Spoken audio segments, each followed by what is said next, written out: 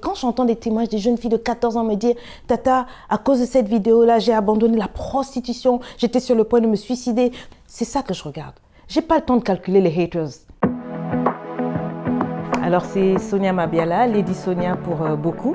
Je suis coach de vie, je suis mentor, auteur, conférencière and businesswoman. Une maman de 6 merveilleux diamants. Une épouse, je vis en Suisse, mais le gros de mon travail se base sur Paris.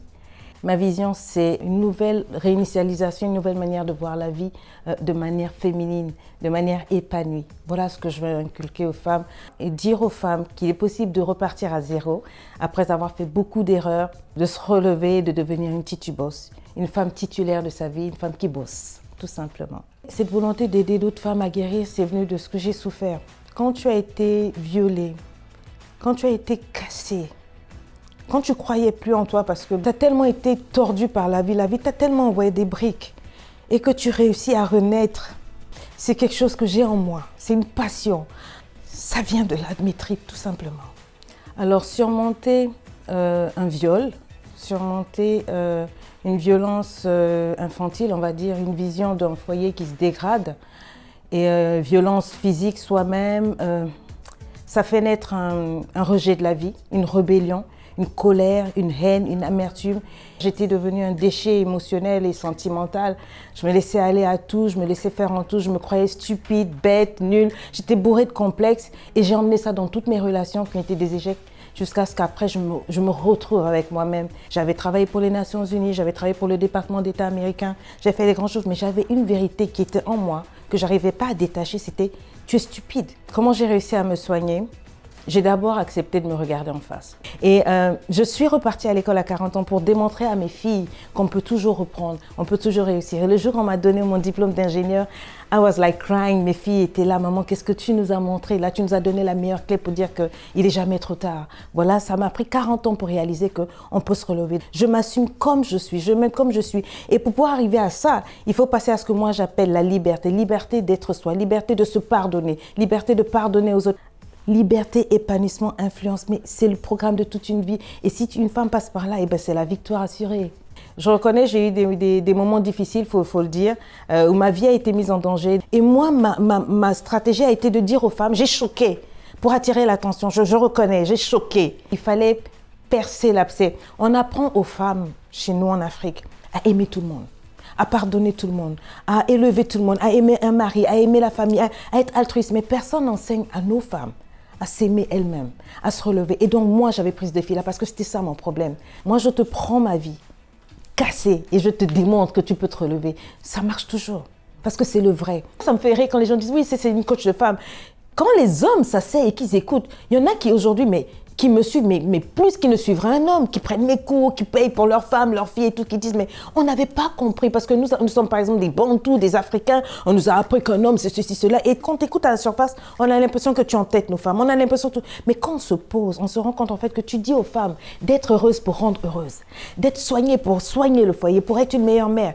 Donc les gens sont partis sur une idée que c'est de l'émancipation, non, bien que je sois pour l'équité, mais moi je ne suis pas trop dans l'émancipation parce que c'est vraiment pas mon discours. Mais alors, je comprends que les gens n'acceptent pas, ne comprennent pas, ne courent pas dans le sens de ma vision. Le plus important pour moi, je regarde ceux qui me suivent. Est-ce que les vies sont changées? Oui, comment? Par milliers. Pas seulement ça, mais quand j'entends des témoignages des jeunes filles de 14 ans me dire « Tata, à cause de cette vidéo-là, j'ai abandonné la prostitution, j'étais sur le point de me suicider », c'est ça que je regarde. J'ai pas le temps de calculer les haters. Et vous savez quoi? Le plus important pour moi, c'est quand vous savez pourquoi vous faites quelque chose. Quand vous êtes aussi passionné que moi, ça ne fait pas de volume. Est-ce que je reçois des lettres de mort, des lettres de menaces, des injures et tout? Oui, absolument. Mais ça fait partie de mon travail. Et je comprends que sur les réseaux sociaux, vous avez des tocards, vous avez des maboules, vous avez des ignorants, mais vous avez de belles personnes. Et j'ai choisi de me focaliser sur ceux qui comprennent, ceux qui ont de la grandeur. Alors, Calais en l'air, Calais en l'air, c'est une chanson d'une artiste que j'avais même pas écoutée. Et il y avait un blogueur, un tout petit blogueur pas très suivi, qui a dit à un moment mais alors celui qui sont pas contents, il cale en l'air. Je vous assure, ça a fait comme une sorte de rima, comme un tilt dans mon cœur pour dire c'est de toi qu'il s'agit, c'est de ça qu'il s'agit, c'est pour toi. Et je me suis dit mais c'est ça la clé. Cale en l'air, c'est-à-dire le plus important, it's not them. Ce n'est pas eux ce qu'ils pensent, ce qu'ils disent, ce qu'ils ont fait, mais c'est ce que tu en fais. Ils calent en l'air et tu avances.